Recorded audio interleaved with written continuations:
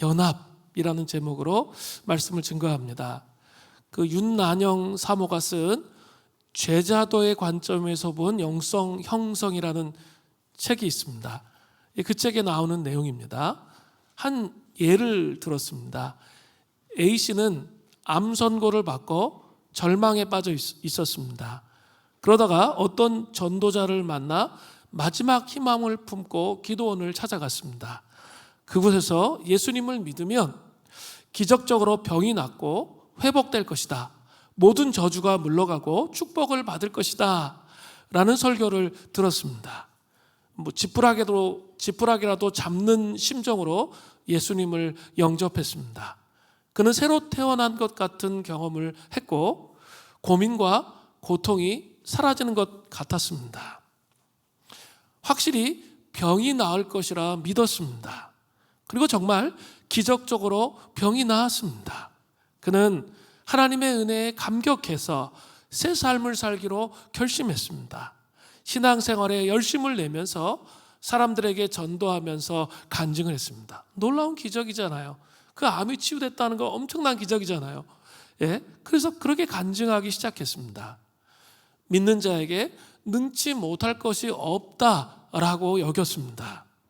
그러나 얼마 지나지 않자 또다시 자기 삶에 심각한 문제에 부딪히는 거죠. 여전히 부부 문제의 갈등이 여전히 있고, 또 자녀들 안에 또 여러 가지 문제들이 있고, 또 경제적 위기 등으로 인해서 인생의 여러 문제에 또다시 부딪히게 되었습니다. 그는 또다시 울부짖으면서 간절히 기도했지만 이번에는 아무런 기도의 응답도 받지 못했습니다. 이렇게 되면서 그는 큰 혼란에 빠지게 되었습니다. 마음의 중심에 여러 가지 생각이 다가왔습니다. 내 믿음이 정말 부족한 걸까? 하나님이 나를 버리셨나? 내가 하나님께 잘못한 것이 있는가? 이런 질문들이 그 마음속에 쏟아져 내려왔습니다. 그는 기도의 응답을 받고 뛸 듯이 기뻐서 행복해하던 기억은 점차 희미해지고 절망에 빠지게 되었습니다. 이제 그는 어떻게 해야 할까요? 우리는 신앙생활을 너무 단순하게 생각하고 이렇게 혼외타락을 다루며 속사람이 자라가는 성화의 여정을 전혀 생각하지 않고 살아가는 그런 신앙생활을 하는 경향이 있습니다. 이 성화의 여정은 하나님과의 인격적 관계 안에서 자라남을 통해서 이루어지는 거죠. 혼의 타락들이 다루어져야 되는 거죠. 그래서 성화의 여정이 이루어져야 온전한 신앙생활을 할 수 있다는 것이죠. 유진 피터스는 기독교 영성을 이렇게 정의했습니다. 기독교 영성은 그리스도 중심적이고 성경에 근거하며 건강한 전통 위에 세워진 것이어야 합니다. 그리고 기독교 영성은 하나님에 대한 개인적이고 인격적인 헌신이 중심이 되어야 합니다. 아주 핵심을 찌르는 말을 했어요. 그리스도 중심적이어야 돼요. 그리고 하나님에 대한 개인적이고 인격적인 헌신이 중심이 되어야 한다는 거죠. 인격적인 만남을 통한 성화의 여정이 없이는 기독교 영성이 존재할 수가 없습니다. 또 삼위일체 하나님으로부터 나오지 않는 영성은 사실은 참된 기독교의 영성이 아닙니다. 이 성령님을 통해서 우리는 하나님 아버지를 알아야 되죠. 이 존재의 안정감을 주시는 하나님 아버지, 또 예수 그리스도, 우리를 위해 십자가를 지시는 헌신을 통해서 우리를 사랑하신 그 예수 그리스도의 신비의 십자가의 복음을 이해하는 것, 이것을 하시는 분이 누구세요? 성령님이시죠. 성령님은 더 깊이 성부 하나님과 성자 하나님을 깊이 이해할 수 있도록 우리를 이끄십니다. 물론 성령 하나님은 우리에게 은사를 주시고 능력을 베푸시고 그렇게 하십니다. 그러나 그것도 중요하지만 더 중요한 것은 바로 이 부분이에요. 그 성부 하나님을 깊이 이해하게 되고 성자 하나님을 깊이 이해하는 그 성령님의 역할을 잘 이해하는 것이 필요하다는 것이죠. 오늘 본문은 사실은 아가서를 읽을 때 가장 민망하게 생각하는 내용이 너무 많이 나와요. 저도 너무 난해했어요. 정말 괜히 아가서 했나 보다. 처음으로 그런 후회가 들었습니다. 수련회 그렇게 은혜 많이 받았는데 수련회 가서 이 7장 이거 진짜 막 끙끙 앓았어요. 이거 어떻게 해석해야지? 그런데 이렇게 제가 기도 부탁하고 씨름하는데 하나님이 하나하나 가르쳐 주시는데 제가 아가서 중에 가장 많이 은혜 받은 부분도 이 부분이 됐어요. 하여간 좀 이 아가서 이 부분은 미성년자에게 가르치기는 조금 어려운 부분이 있습니다. 왜냐하면 오늘 본문은 이전보다 술람미 여인의 신체를 더 깊이 묘사하기 때문에 그래요. 그러나 이 본문의 전문맥을 보면 이것이 조금 더 지저분한 내용이 아니라는 것을 금방 알 수 있어요. 지난주 설교하고 연결해야 되는데 아가서 6장 13절 전반절에 이런 말씀이 나오죠. 돌아오고 돌아오라. 술람미 여자야, 돌아오고 돌아오라. 우리가 너를 보게 하라. 예루살렘의 딸들, 이 공동체 식구들은 신랑을 찾아 나섰던 그 술람미 여인이 다시 왕궁으로 돌아오기를 간절히 바라고 있습니다.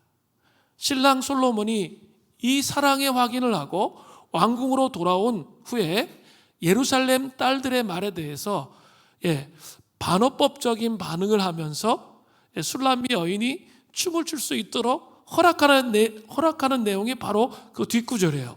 아가서 6장 13절 후반절. 너희가 어찌하여 마하나임에서 춤추는 것을 보는 것처럼 술람미 여자를 보려느냐.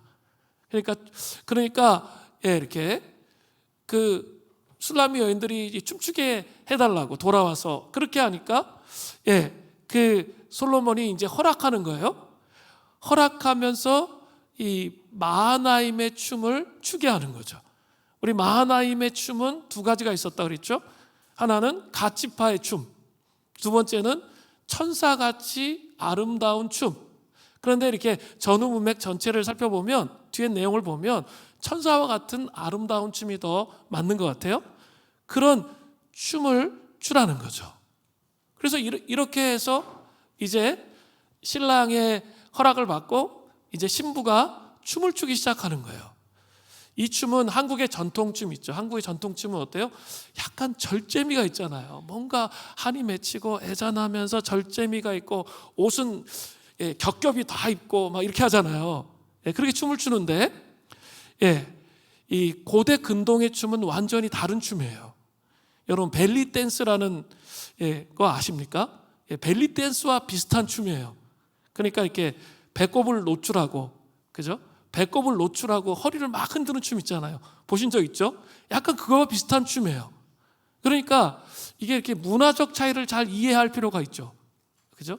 우리 유교적 문화가 아니라 이 문화적 차이를 잘 이렇게 이해하면 이게 정말 아름다운 춤을 추는 거구나. 그 당시의 사람들의 관점에서는 그렇게 이해할 수가 있습니다. 먼저는 이 춤을 추는 술람미 여인에 대한 예루살렘 딸들의 찬사, 이 공동체 식구들의 찬사가 먼저 나와요. 이것은 온전한 사랑의 연합, 삼위일체 하나님과 인격적 교제를 통해서 혼의 타락을 다룸을 통해서 사랑의 연합을 이루죠. 사랑의 연합을 이룬 신부의 아름다운 모습을, 춤추는 신부의 아름다운 모습을 잘 보여주고 있습니다. 첫 번째, 춤을 추는 신부의 모습을 예루살렘의 딸들이, 공동체 식구들이 이제 묘사하는 거예요. 첫 번째는 은혜 리듬에 맞춰 춤을 추는 신부예요. 아가서 7장 1절 전반절을 보세요. 귀한 자에 따라 신을 신은 내 발이 어찌 그리 아름다운가. 먼저 신을 신은 내 발이 어찌 그리 아름다운가 라는 감탄하는 표현이 나와요. 온전한 사랑의 연합을 이룬 신부에게 찬사를 보내는 예루살렘의 딸들은 발부터 칭찬하면서 감탄하기 시작합니다. 발부터 칭찬하는 거예요. 그것은 신부가 벨리 댄스를 추려고 하면 위가 움직여지는 게 아니라 밑이 움직여지기 시작하거든요. 발부터 움직이기 시작하는 거죠. 자, 이해가 됐죠? 왜 발부터 칭찬하고 있는지. 그 발이 움직여지기 때문에 그런 거예요. 그런데 한번 잘 생각해 보세요. 1절 전반절에 귀한 자에 따라라고 돼 있죠. 신부 술람미 여인은 귀한 자의 딸입니까? 결코 그렇지 않습니다. 우리 아가서 1장에서 신부 술람미 여인은 오빠들의 학대가 있어서 집에서 남자들이나 하는 아주 험한 일, 포도원지기를 하고 있었습니다. 그리고 술람미 여인은 햇빛에 그을려서 계달의 장막 같아요. 완전 새카만 사람이죠. 시골 촌뜨기 여자로 아주 새카만 그런 여자였습니다. 그러나 신랑 솔로몬이 이렇게 표현했죠. 신랑의 사랑을 받으니 거무나 아름다운 사람이 되었다. 이런 고백이 나오잖아요. 그죠? 또 2장에 가면 여전히 술람미 여인은 내면이 너무 복잡해요. 그리고 이렇게 막 오빠들한테 상처받아가지고 뒤죽박죽이에요. 그런데 그래서 그 신랑인 솔로몬은 뭐라고 묘사하고 있죠? 가시나무 가운데 백합화라고 불렀죠. 상처가 많은 백합화라고 불렀습니다.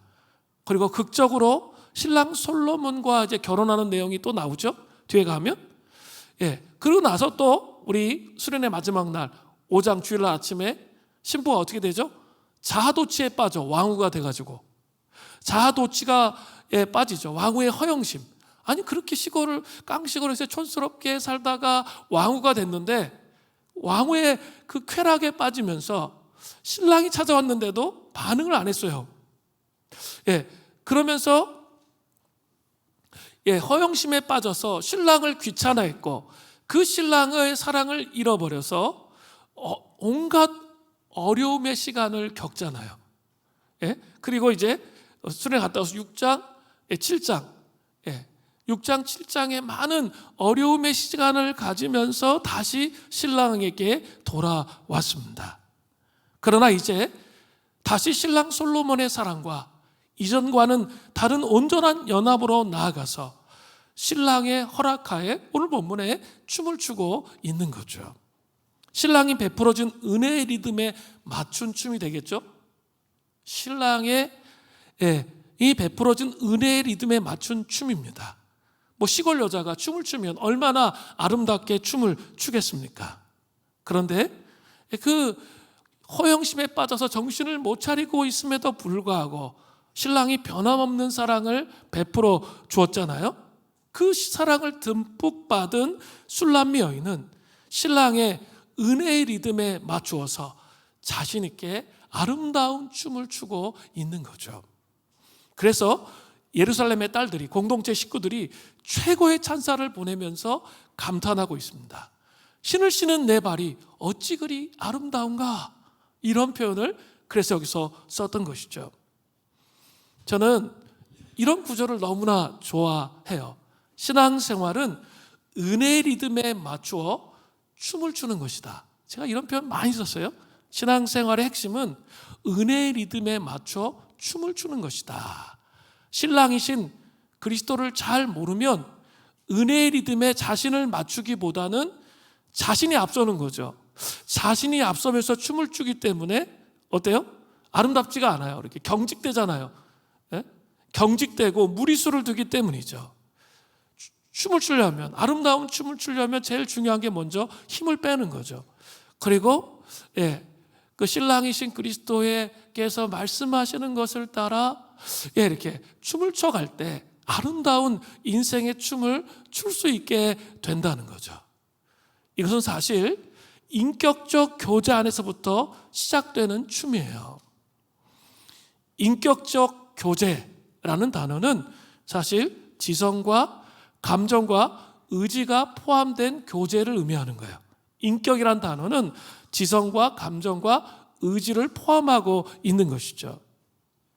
창세기 1장 27절에 보면 하나님이 자기 형상 곧 하나님의 형상대로 사람을 창조하시되 남자와 여자를 창조하시고, 잘 보세요. 이 말씀을 살펴보면 사람은 지성과 감정과 의지의 온전한 인격으로 교통하시는 하나님의 형상을 닮은 존재임을 보여주는 거죠. 형상이라는 단어는 관계성을 내포한 표현입니다. 하나님의 지성의 속성에는 어떤 게 있을까요? 지식, 지혜, 진리 등이 있습니다. 하나님의 정서적 속성에는 어떤 게 있을까요? 선하심, 사랑, 자비, 거룩함, 평강, 의로움, 질투. 우리가 생각하는 우리 차원의 질투와 달라요. 진노, 이런 것들이 정서적 속성에 해당하죠. 또 하나님의 의지적 속성은 어떤 게 있을까요? 의지, 자유, 능력, 주권 등등이 하나님께 속한 의지적 속성이죠. 사람들은 하나님의 완전한 속성에 비해서 매우 제한적이고 불완전하지만 하나님의 인격적 형상대로 창조되었기 때문에 신랑이신 예수 그리스도의 온전함과 연합하면, 그죠? 온전함과 연합함으로 나아가면 이러한 아름다운 모습이 나타날 수가 있다는 거죠. 혼의 타락을 다루면서 그리스도의 형상이 내 안에 나타날 때 은혜의 리듬에 맞추어서 춤을 추면서 하나님께서 이끄시는 대로 아름다운 삶을 살아갈 수 있다는 거예요. 주님보다 앞서지 말고, 아까 찬양했잖아요. 주님보다 앞서지 않고 주님께서 이끄시는 삶을 이끄시는 삶을 그 은혜의 리듬에 맞추어서 춤을 추면서 살아갈 수 있다는 것이죠. 이 은혜의 리듬에 맞춰 춤을 추게 하는 이 역할은 삼위의 한 위격이신 성령님의 역할이세요. 우리가 은혜의 리듬에 맞춰서 춤을 출 수 있도록 우리를 이끄시고 인도하시는 거죠. 그저께 금요심야 기도회 때 인격적인 성령님을 만나려면 그 성경의 네 군데를 찾아서 말씀드렸죠. 거역하면 안 돼요. 또 성령님을 근심하게 하면 안 돼요. 또 성령님을 소멸하게 하면 안 돼요. 성령님을 충만하게 받는 거예요. 자꾸 성령님을 자꾸 은사와 능력 뭐 이런 것만 자꾸 생각하다 보니까 정말 제일 중요한 삼위일체 하나님의 한 위격이시고 우리의 삶을 이끌어 가신다는 것, 은혜의 리듬에 맞춰 춤을 출 수 있도록 우리의 삶을 이끌어 가신다는 것에 대해서 잘 이해하지 못하는 경향이 있습니다. 아주 중요한 거예요. 그렇게 충만한 삶을 살 때 성령께서 우리의 삶을 이끄시는 거죠. 은혜의 리듬에 맞춰 춤을 추도록 그렇게 하시는 거예요. 멈춰야 할 때 멈추고 나아가야 할 때 나아갈 수 있도록 그렇게 하신다는 거죠. 그것이 첫 번째 예루살렘 딸들의 찬사였습니다. 두 번째는 실력은 프로이나 마음은 아마추어인 신부의 모습이 나타나요. 온전한 사랑의 연합을 이룬 신부에게 찬사를 보내는 예루살렘의 딸들은 넓적다리의 구슬개미를 칭찬합니다. 이게 무슨 말인지 잘 모르시겠죠. 아가서 7장 1절 후반절에 보면 내 넓적다리는 둥글어서 숙련공의 손이 만든 구슬개미 같구나. 고대 근동에서 이 벨리 댄스를 출 때 구슬개미를 허리에 차고 춤을 췄습니다. 벨리 댄스 한 본 적 있으시죠? 막 요란한 소리 나잖아요. 허리에 막 뭐가 이렇게 막 달려가지고 그걸 말하는 거예요. 구슬개미의 구슬의 종류에 따라 여인의 신분이나 수준을 나타내었습니다. 그런데 신부 술람미 여인의 벨리 댄스의 실력이 특별히 넓적다리를 움직이는 전문적인 프로 춤꾼의 실력보다 뛰어났던 것이죠. 그래서 예루살렘 딸들은 이러한 찬사를 보내고 있는 거죠. 전문가보다 더 탁월한 거예요. 잘 한번 생각해 보세요. 프로 축구는 돈을 받고 춤을 추라고 하니까 춤을 추는 것이기 때문에 때로는 기계적으로 춤출 수 있죠. 행사 때마다 춤을 춰야 하니까 감격이나 기쁨을 잃어버릴 수 있습니다. 그러나 신부 술람미 여인이 추는 춤은 신랑을 진심으로 사랑해서 추는 춤이에요. 그와의 연합을 정말 기뻐하기 때문에 추는 춤이에요. 또 그렇기 때문에 그 연합을 기뻐하기 때문에 추는 춤이기 때문에 그 춤 속에서 감격과 기쁨이 흘러나오는 거죠. 또 순수한 아름다움에 감격이 있는 거죠. 신랑과 온전한 연합을 이룬 사람은 은혜의 리듬에 맞춰 춤을 추기 때문에 프로처럼 전문가의 향기가 납니다. 그러나 전문가의 매너리즘과는 전혀 상관없는 순수한 기쁨이 그 영혼 안에 있다는 거예요. 신앙생활을 성령님의 이끄심을 통해서 살아가면 역량과 능력이 확장됩니다. 우리 수련회 때 말씀드렸죠. 삼위일체 하나님의 위격 안에서 우리가 회복되어지는 영역들에 대해서 성부 하나님을 깊이 경험하고 만나면 소속감의 문제가 해결된다고 그랬죠. 그러면 이 거절감 때문에 시달릴 필요 없어요. 내가 어디에 속했는지 분명히 알기 때문이죠. 또 성자 하나님을 통해서는 가치를 안다고 말씀드렸어요. 예수 그리스도의 그 보혈의 피의 가치만큼 우리가 가치 있는 존재이기 때문에 자상 쭈그러지는 삶 안 살 수 있다는 거예요. 제대로 예수 그리스도를 알면. 그렇게 말씀드렸고, 성령님은 우리에게 우리의 삶에 이제 성령님과 동행하기 시작할 때 역량과 능력이 확장되는 그런 삶을 산다고 말씀드렸습니다. 그러니까 정말 제대로 성령님과 동행하는 삶을 살면 전문가의 향기가 나요. 그죠? 이렇게 성령님과 동행하는데 무식해. 그건 아직 좀 동행하는 게 아닐 수 있어요. 성령님을 깊이 경험하게 되면 지성과 의지와 감성, 전 인격에서 이렇게 전문가의 삶을 살아갈 수 있도록 하나님께서 더 깊이 열어주시거든요. 제가 그런 걸 경험하게 돼요. 점점 더 훨씬 더 열어주세요.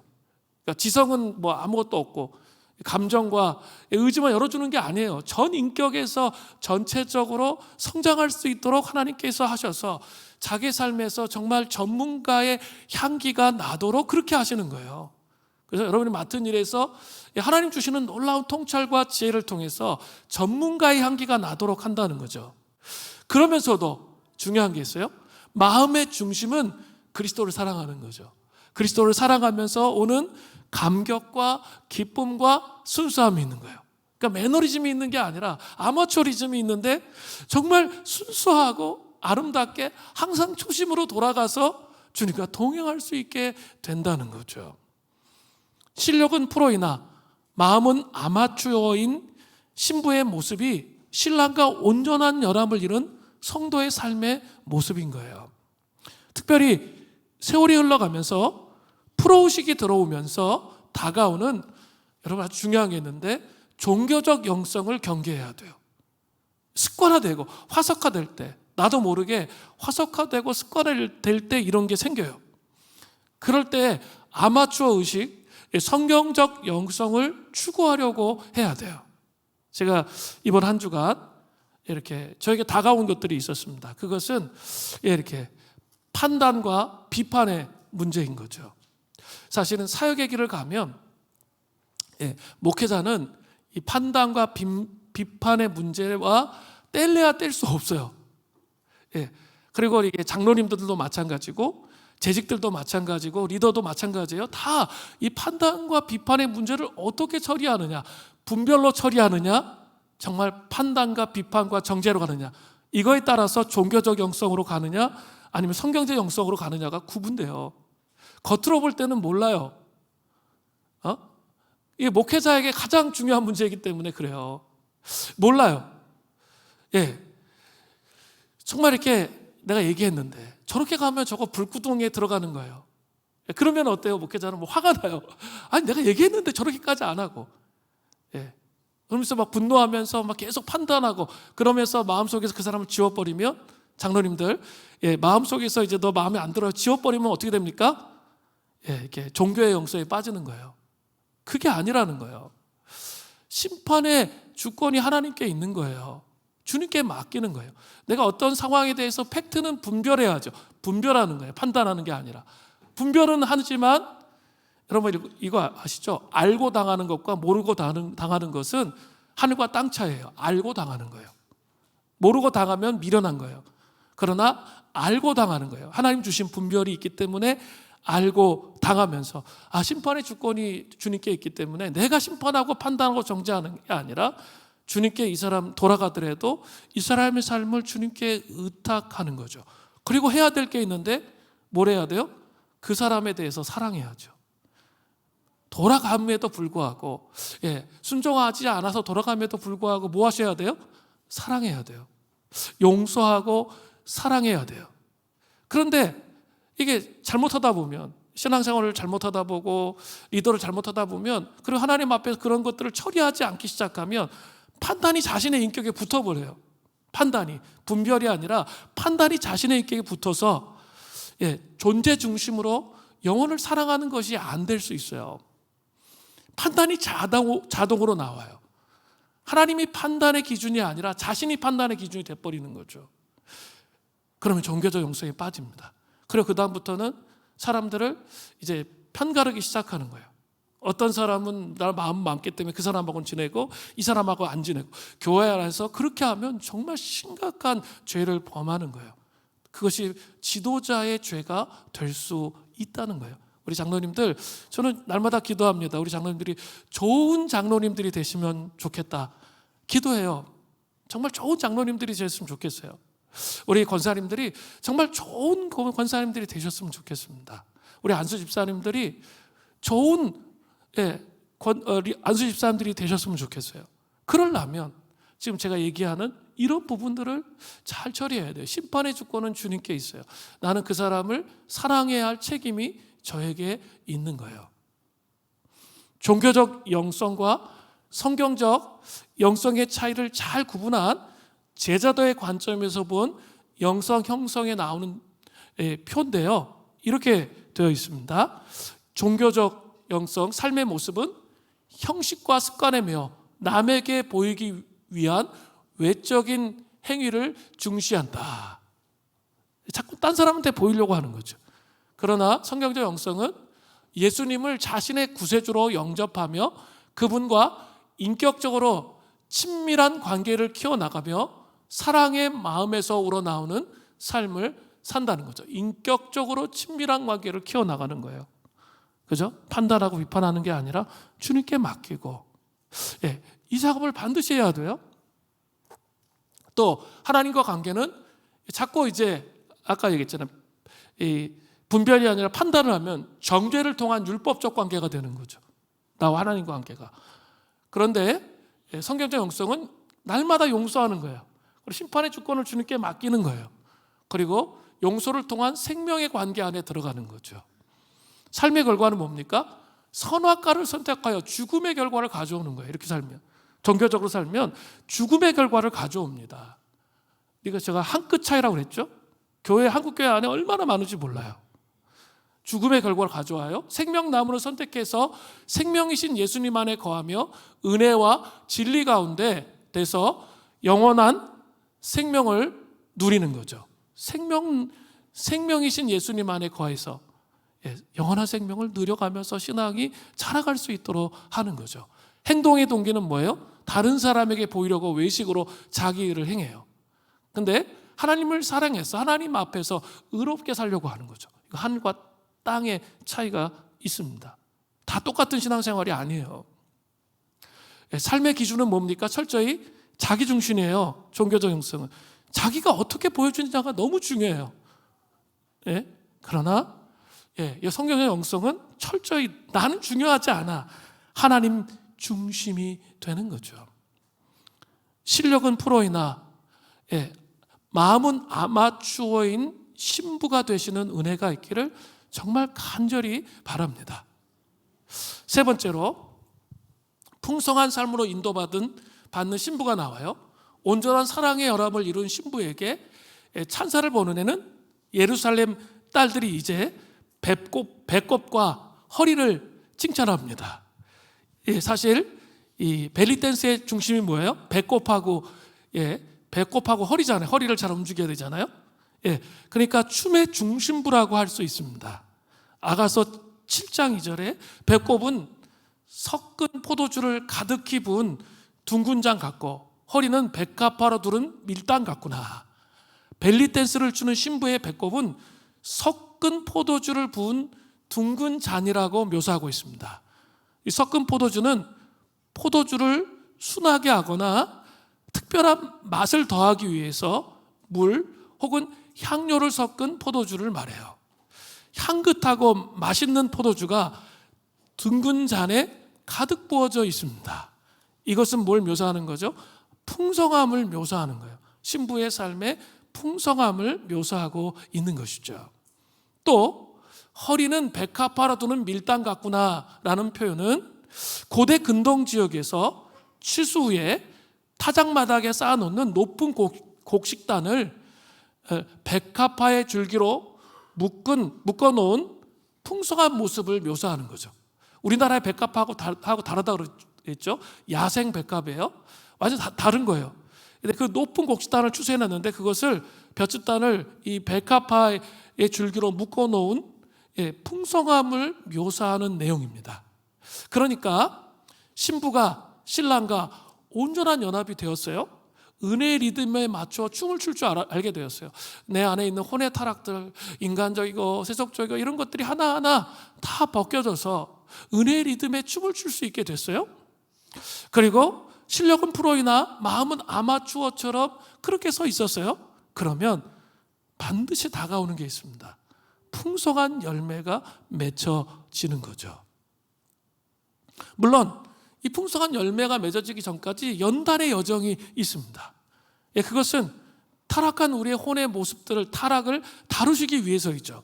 그때 낙심하지 말고 빨리 항복하면서 주님께서 내 영혼을 다루시도록 해야 하는 거예요. 그러니까 내 감정, 내 생각, 내 의지를 내려놓는 거. 제가 늘 얘기하죠. 내 감정 내려놓는 거 쉽지 않아요. 내 분노하고 있는데 내 감정 내려놓는 거 쉬워요? 아니, 내 생각 있잖아요. 내 개똥철학, 생각. 그거 내려놓는 거 진짜 어려워요. 그럼 내가 죽는 것 같아. 그죠? 내 어떤 고집, 그런 거 내려놓는 거, 한국교회가 이렇게 그렇잖아요. 많은 분들이 목회자라 할지라도 이렇게 많은 분들이 하나님을 경험하고 만났는데 이 혼의 타락의 문제들을 다루지 않으니까 인격에 다 문제가 많은 분들이 인격에 문제가 있는 걸 볼 수 있잖아요. 그런 것도 똑같아요. 그렇기 때문에 그 혼의 타락의 문제 때문에 우리가 연단을 받기 때문에 누구나 다 연단을 받아요. 저도 많은 연단을 받고 있고요. 연단을 받을 때 빨리 캐치를 해야 된다는 거예요.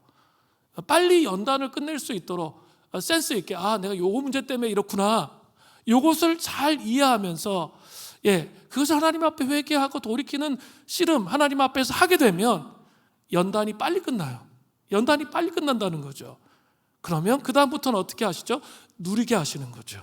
예레미야 29장 11절을 보세요. 여호와의 말씀이니라 너희를 향한 나의 생각을 내가 아나니 평안이요 재앙이 아니니라 너희에게 미래와 희망을 주는 것이라.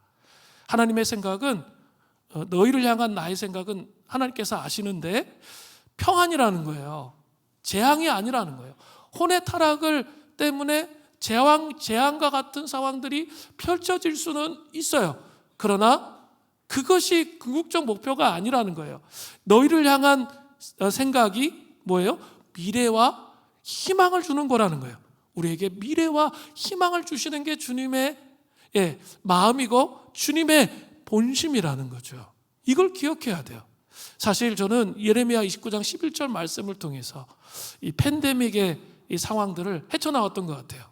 이 말씀을 많이 묵상하면서 팬데믹의 상황 가운데도 지금 재앙과 같은 상황이 펼쳐짐에도 불구하고 우리를 향한 주님의 생각이 재앙이 아니고 평안이고 미래와 희망을 주는 것이다. 이것을 붙잡으려고 정말 노력을 많이 했습니다. 그런데 그 시간들이 지나왔잖아요. 그리고 지금 공동체가 부흥의 시기에 초기를 맞이하고 있는 그런 시기까지 왔잖아요. 그 변하죠. 그것을 하나님께서 허락해 주신다는 거죠. 참 중요해요. 그러니까 영적 감각이 있는 사람은 맞기 전에 빨리 자기의 죄된 본성들을 빨리 하나님 앞에 회개하고 풀어내면서 재앙과 같은 상황 속에 바닥에 끝까지 가지 않아도 돼요. 빨리 회개하고 돌이킴을 통해서 주님 앞에 나아가는 삶을 살아가는 거죠. 그러면 반드시 주님이 약속하신 거예요. 풍성한 삶이 우리 안에 있게 되는 거예요. 그런데 또 중요한 게 있습니다. 풍성한 삶을 경험하는 것으로 끝날까요? 신앙의 여정이? 우리 수련회 때 타규세 선교사님이 헤르노트에 있는 12제자들의 그 순교적인 조각 봤잖아요. 그죠? 그것으로 끝나지 않습니다. 풍요로움으로 끝나는 게 아니라 풍요로움을 내려놓는 자리가 또 있어요. 섬김의 자리로 가는 것. 정말 그리스도를 깊이 사랑하기 때문에, 그냥 그리스도를 너무나 사랑하기 때문에 나의 가장 그 풍요롭게 주님이 채워주신 것까지 내려놓으면서 섬김의 자리로 나아가는 그 신앙의 여정까지 가게 된다는 거죠. 쉽게 얘기하면 그리스도를 따르기 때문에 다가오는 고난을 선택하는 삶을 사는 거죠. 그런 부르심을 입게 되는 거예요. 이것들을 기억하시기를 바랍니다. 하여간 어찌됐든 간에 풍성한 삶으로 인도함 받아요. 네 번째는 당당한 외모의 신부가 나와요. 온전한 사랑의 연합을 이룬 신부에게 찬사를 보내는 예루살렘 딸들은 이제 춤을 위한 술람미 여인의 아랫부분이 아니에요. 이제부터는 윗부분에 대한 칭찬을 보내고 있습니다. 유방과 목과 눈과 코와 머리털이에요. 윗부분이죠. 윗부분. 당당한 외모의 신부가 나타나요. 그러니까 그리스도인의 품격을 갖춘 그 신부의 모습이 나타난다는 거예요. 아가서 7장 3절부터 4절 전반절은 두 유방은 암사슴의 쌍태 새끼 같고 목은 상아망대 같구나. 상아망대라는 것은 상아 조각으로 외장을 장식한 망대로서 당시 사람들의 관심을 끄는 대표적인 건물이었습니다. 이것은 술람미 여인의 하얗고 곧게 뻗은 목을 이렇듯 망대 중에서도 가장 아름답고 고귀한 상아 망대로 비유하고 있습니다. 구약에서 이 목은 강한 의지를 상징하는 데 주로 사용되었습니다. 그러니까 본문에서 곧은 목은 신랑 그리스도를 바라는 신부의 굳은 의지, 강한 믿음을 상징하는 거죠. 이 하얀 곧은 목은 신부의 아주 강하고 당당하게 오직 그리스도만을 추구하려고 하는 그 강한 믿음을 상징하는 거죠. 그래서 신부의 모습이 당당해 보이는 거죠. 사람들에게 메어가지고 이렇게 막 쭈그러진 그런 모습이 아니라 어깨가 딱 펴져 있는 거죠. 그래서 그리스도를 추구하기 때문에 사람을 두려워하지 않는 당당한 모습을 볼 수 있습니다. 또 아가서 7장 4절 후반절을 보세요. 눈은 헤스본 바드람민 문 곁에 있는 연못 같고 코는 다메섹을 향한 레바논 망대 같구나. 이제는 눈과 코입니다. 눈은 헤스본 바드람민 곁에 있는 연못 같다고 비유합니다. 헤스본은 사해 북동쪽 25km 지점의 고지대에 위치한 성읍입니다. 바드람밈은 헤스본 성읍의 한 성문 이름입니다. 그곳에 연못이 있었습니다. 이 연못의 물맛은 아주 깊이가 있고 아주 깨끗하고 맑기로 유명했습니다. 그런데 지금 예루살렘 딸들이 뭐라고 칭찬해요? 술람미 여인의 눈이 이렇다는 거예요. 여러분 한번 잘 살펴보세요. 은혜 받았을 때 사람의 눈을 한번 잘 보세요. 은혜 받았을 때의 눈은 정말 이렇게 총명해요. 초롱이 같아요. 초롱초롱하거든요. 그 카트라이더의 그 배지 같은 썩은 동태눈 막 있잖아요. 이렇게 된 거. 그런 것은 주님을 너무 많이 떠나가서 그냥 세상을 붙잡고 살면 그렇게 돼요. 그렇게 됩니다. 진짜 그래요. 가서 이렇게 수많은 사람을 제가 만나 상담해 보면 정말 이렇게 말씀이 없고 그렇게 없으면 진짜 그런 눈이 돼요. 그런데 정말 주님을 사랑하고 섬기고 그러면 저 외모에서도 그 눈에서부터 그 맑고 투명한 모습이 나타나요. 우리 눈을 잘 안 보잖아, 서로 무서워가지고. 그런데 그 눈을 잘 보면 그런 것들을 볼 수가 있어요. 코는 레바논의 망대 같다고 묘사되어 있습니다. 이것은 솔로몬 시대의 건축 사업의 일환으로 적국 다메섹 지방을 감찰하기 위해 헬몬산 동쪽 기슭에 세워진 망대를 의미합니다. 춤을 추면 다른 부분들은 막 흔들리겠죠. 막 이렇게 몸을 추는데 코는 언제나 정면을 쳐다보고 그대로 움직이지 않고 있습니다. 그런 것처럼 그 위기 앞에서도 언제나 신랑을 향하는 것을 의미하는 거죠. 신부가 위기 앞에서도 언제나 신랑을 향하는 거죠. 변함없이 당당하게 신부가 신랑을 바라보고 있습니다. 또 아가서 7장 5절을 보세요. 머리는 갈멜산 같고 드리운 머리털은 자줏빛이 있으니 왕의 그 머리카락에 매어 있구나. 아가서 4장 1절, 6장 5절에 술람미 여인의 머리털은 뭐예요? 검은색이었어요. 당시 고대 군동 사회에서는 붉은색 머리털, 그것을 아름다운 것으로 취급하지 않았습니다. 그렇다면 이게 무슨 말씀일까요? 춤을 막 추고 있는데 이 붉은색 머리가, 검은색 머리가 붉게 비쳐서 보이는 거죠. 춤을 추고 있는데 햇빛이 쫙 들어오면서 그 머리가 붉게 보이는 거예요. 그 검은 머리가 얼마나 아름다울까요? 그래서 자 보세요. 그 아가서 7장 5절 끝부분에 왕이 그 머리카락에 매어 있구나라는 표현이 있죠. 이것을 현대인의 성경으로 보면 왕이 그 매력에 사로잡히고 말았소라는 뜻이에요. 완전히 그 매력에 사로잡혔다는 거죠. 신랑과 온전히 사랑의 연합을 한 신부의 당당한 유방, 목, 눈, 코, 머리털에 대한 예루살렘 딸들의 찬사가 나타났습니다. 우리도 신랑과 연합을 통해 이러한 놀라운 당당한 외모를 가진 하나님의 사람이 되시기를 바랍니다. 신앙인의 품격이 있어야 돼요. 그 품격은 존재 안에서 나오는 거예요. 주님을 깊이 경험하게 되면 그 품격이 흘러나와요. 그런 삶의 자리로 여러분을 초청하기를 원합니다. 자, 이제 이러한 예루살렘 딸들의 찬사에 대한 신랑이 신부에 대해서 대단히 감정적이고 감성적이고 열정적인 온전한 사랑을 고백해요. 신랑이. 우리 신랑이신 예수님은 우리의 신부인 성도들의 사랑의 연합 안에서의 삶을 정말 기뻐하세요. 그리고 기뻐하다 못해 감탄하세요. 정말 여러분이 정말 모든 것을 내려놓고 신랑이신 그리스도와 온전한 연합으로 내 안에 그리스도가 사는 그 삶으로 나아가면 주님 정말 기뻐하다 못해 감탄까지 하십니다. 아가서 7장 6절에 그렇게 언급되는 거예요. 사랑아, 내가 어찌 그리 아름다운지, 어찌 그리 화창한지 즐겁게 하는구나. 네 사랑이 너무나 커서 너무나 아름답고 그것이 너무 화창하고 나를 정말 즐겁게 한다라고 신랑이신 그리스도께서 우리에게 말씀하시는 거예요. 결코 변하지 않는 사랑에 반응하는 신부를 보면서 기뻐서 어찌할 바를 모르십니다.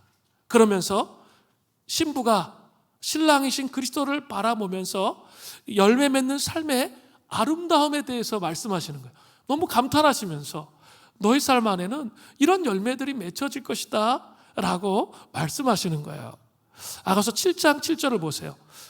보혈기도에 나와요. 내 키는 종려나무 같고 내 유방은 그 열매송이 같구나. 종려나무는 보통 야자수 나무라고 해요. 우리 초대교회 말씀 스쿨 때 제가 영상으로 보여드렸어요. 이 나무는 일반적으로 5m 이상을 상징해요. 팔레스타인 지역에 많이 있는 나무입니다. 이 종려나무는 시편 92편 12절 전반절에 보면 의는 종려나무 같이 번성하며, 종려나무는 번성을 상징해요.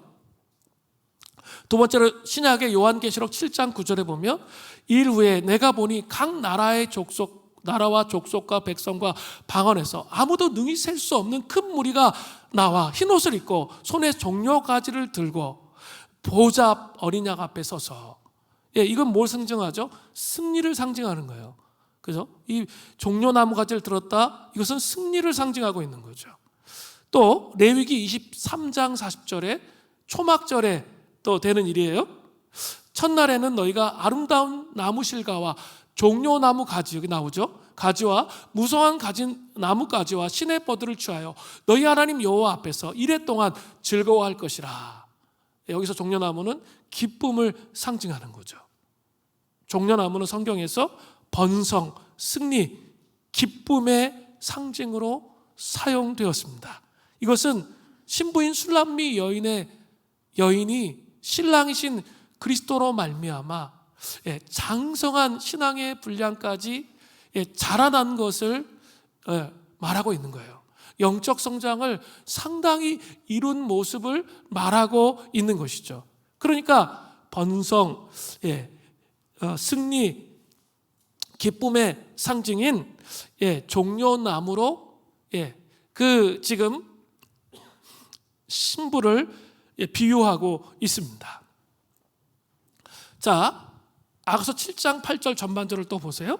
내가 말하기를 종려나무에 올라가서 그 가지를 잡으리라 하였더니 이제 신랑은 그 종려나무에 올라가서 단단한 가지를 잡습니다. 그리고 열매를 따기 시작합니다. 자, 근데 종려나무 열매는 나무 꼭대기 부분에서 열리기 때문에 쉽게 손이 닿지 않아요. 그렇기 때문에 단단한 가지를 잡고 열매를 따야 하는 것이죠. 그 장면을 지금 묘사하고 있는 거죠. 그런데 이 딴 열매의 풍성함을 신랑이신 그리스도는 또 다른 비유를 통해서 이 열매가 얼마나 풍성한지, 아까 그 유방은 그 열매송이 같구나, 내 키는 종려나무 같고 그 유방은 열매송이 같구나 이렇게 표현했잖아요. 그 열매를, 그 풍성한 열매를 또 다른 비유로 비유하고 있습니다. 그것이 아가서 7장 7절 후반절부터 9절 전반절이에요. 내 유방은 포도송이 같고 내 콧김은 사과 냄새 같고 내 입은 좋은 포도주 같을 것이라. 열매가 너무나 아름다운 신부 술람미 여인이 나오는 거죠. 네 열매는 포도송이 같고 사과 같고 포도주 같다는 거죠.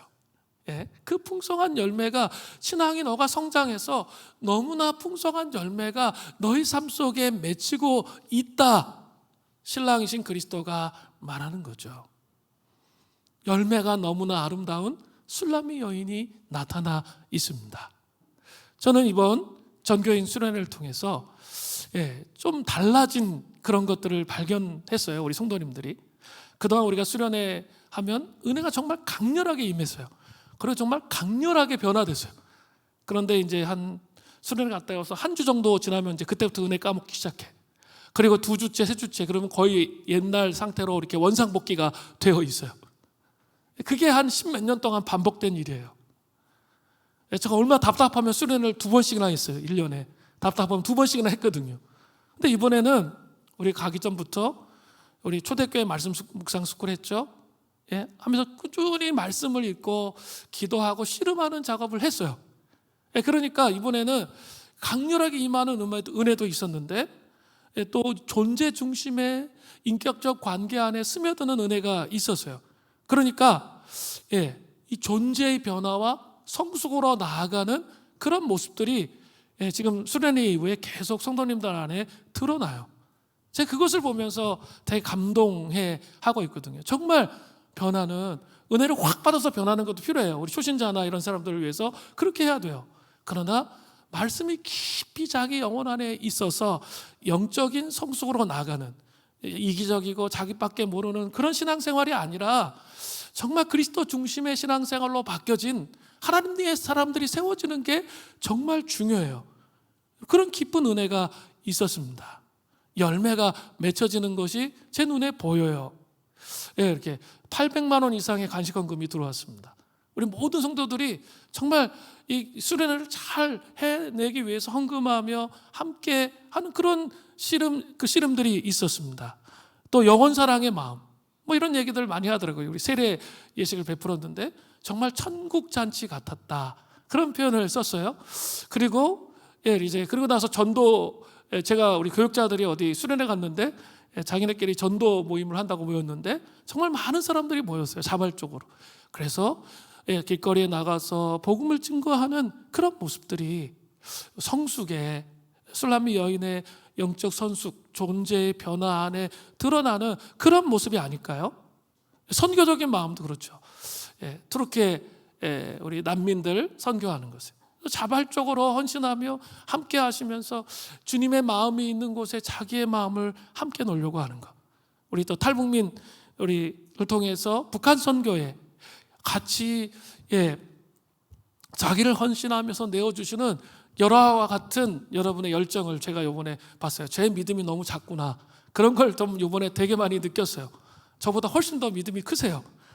그런 것들을 제가 보게 되고, 또 우리 다음 세대에 대한 열정들, 뭐 이런 것들, 또 우리 지역사회를 섬기는 열정들 하나하나가 훨씬 더 이 존재의 중심에서부터 변화가 일어나니까 기쁨으로 그 일을 할 수 있도록 되어지는 것들을 보게 되는 것이죠. 너무나 감사한 일이에요. 정말 여러분, 이 수련교회에서 말씀 묵상하고 수련회하고 이러면서 정말 여러분의 존재가 존재적으로 정말 변하고 있다는 것을 느끼십니까? 경험해야 돼요. 그래서 열매 맺히는 삶으로 이제는 나아가도록 주님이 우리를 초청하신다는 거예요. 자, 신랑의 이런 고백이 있었어요. 너의 정말 열매 맺히는 삶이 너무 아름답다는 거예요. 탐식하며 감탄하면서 고백했잖아요. 자, 이제 그러니까 신부가 고백합니다. 이제 사랑의 고백을 하는 거예요. 신랑에게. 아가서 7장 9절 후반절에 보세요. 이 포도주는 내 사랑하는 자를 위하여 미끄럽게 흘러내려서 자는 자의 입을 움직이게 하느니라. 이것은 열매 맺은 신부의 사랑이 신랑을 깨우고 있는 거예요. 반대로. 맨날 우리는 신랑이 신부만 깨웠잖아. 근데 이게 진짜 너무 충격적인 거예요. 이제는 어떻게 돼요? 신부가 신랑을 깨우는 거예요. 신부가 신랑을 깨운다고요. 이게 너무 충격이 돼야 되는데 그런 모습이 나타났어요. 그리고 이제 신부는 한층 더 높은 차원의 신앙 고백을 해요. 아가서 7장 10절을 보세요. 나는 내 사랑하는 자에게 속하였다. 그가 나를 사모하는구나. 이거 밑줄을 쫙 끄고 엄청 많이 묵상해야 돼요. 이 말씀은 2장과 6장에 나와요. 제가 그리스도 안에 있고 내가 그리스도 안에 있고 그리스도가 내 안에 있는 거 설명 많이 드렸잖아요.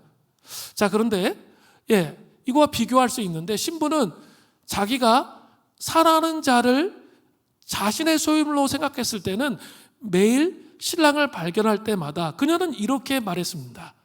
내 사랑하는 자는 내 것이다. 내 사랑하는 자는 내 것이다. 그 앞부분에 그렇게 되어 있어요. 그런데 이제는 지금 뭐라고 얘기해요? 성숙을 했어요. 온전한 연합으로 나갔어요. 그러니까 나는 내 사랑하는 자에게 속하였다. 이렇게 말하잖아요.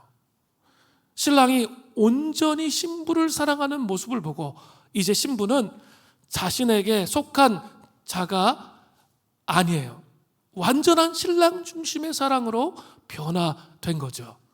그녀의 사랑이 얼마나 성숙되었는지 여러분 깨달으십니까?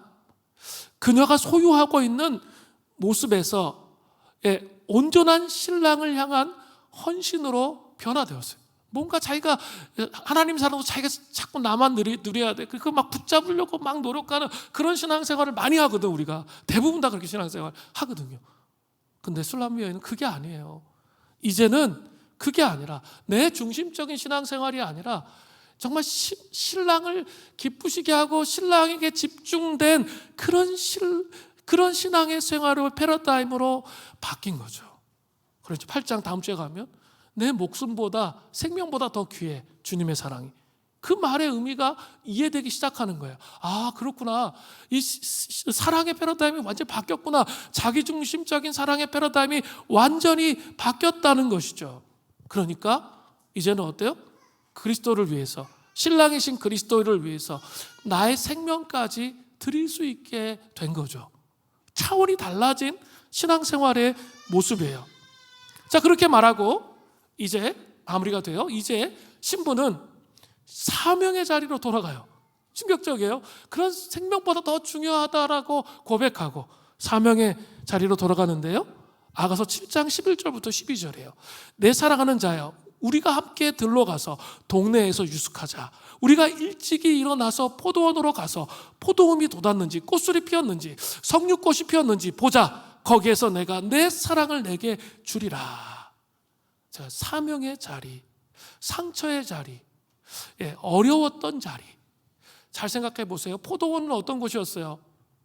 형제들의 시기와 질투 때문에, 비난 때문에 포도원 지기 힘들게 했던 그 자리 아니에요.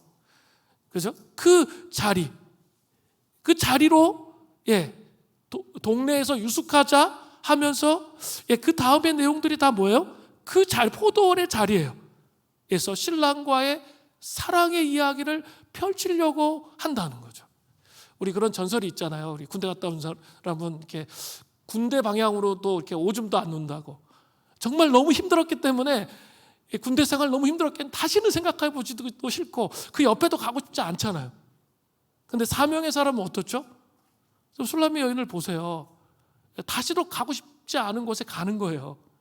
그리고 그 자리가 고통의 자리에서 뭐가 됐죠? 사명의 자리로 바뀌어버렸단 말이에요.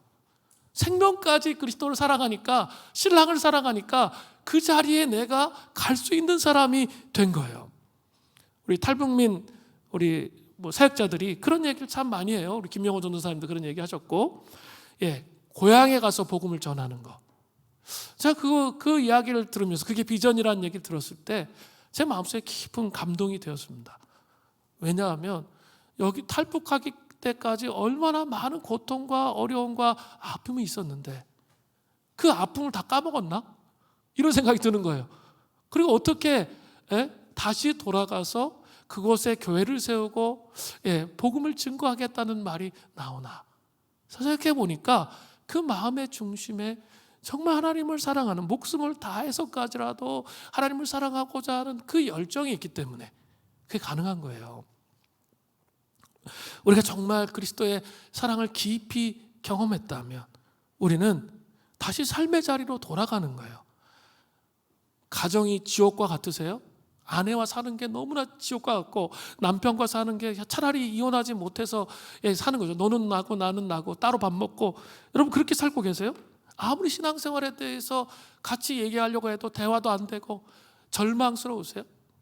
또 자녀를 생각해 볼 때 정말 이게 좀 예수님 잘 믿게 해가지고 잘 키우려고 하는 원대한 비전이 있었는데 이게 완전히 마이너스로 더 반대로 극단으로 가서 저 주님을 모르는 자처럼 그렇게 세워져 있기 때문에 가정에 가면 지옥과 같으세요? 그런데 술람미 여인은 정말 신랑이신 그리스도를 너무나 사랑했기 때문에 지옥과 같은 그 자리에서 다시 사명을 펼쳤다는 거죠. 사명을 펼치면서 하나님의 일을 하게 되었다는 거죠. 직장 생활이 너무나 괴롭고 권고하세요? 그 자리가 사명의 자리인 거예요. 패러다임이 바뀌어야 되는 거예요. 정말 그리스도를 진짜 사랑하면 아마추어리즘이 생겨요. 그러면서 그 자리에서 정말 하나님 나라를 펼칠 수 있게 되는 거예요. 사업하면서 그냥 살기 위해서 사업하세요? 그것처럼 불행한 일은 없어요. 그죠? 그냥 돈 많이 벌어서 그냥 행복하게 우리 가족 살려고요? 그것처럼 불행한 건 없어요. 하나님 우리에게 사업의 기름 부으심을 통해서 하나님이 하시고자 하시는 일이 있단 말이에요. 그런데 너무나 힘들고 어려우니까 피해가는 거죠. 그리고 그 고통의 자리를 회피하고 나는 이 비전이 아닌 것 같아 이렇게 사시면 안 되는 거예요. 그 고통의 자리에 맞서야 되는 거죠. 그리고 거기에 그리스도의 깊은 신랑의 사랑이 부어지도록, 그러면 그 자리가 소명의 자리, 사명의 자리가 되는 거죠.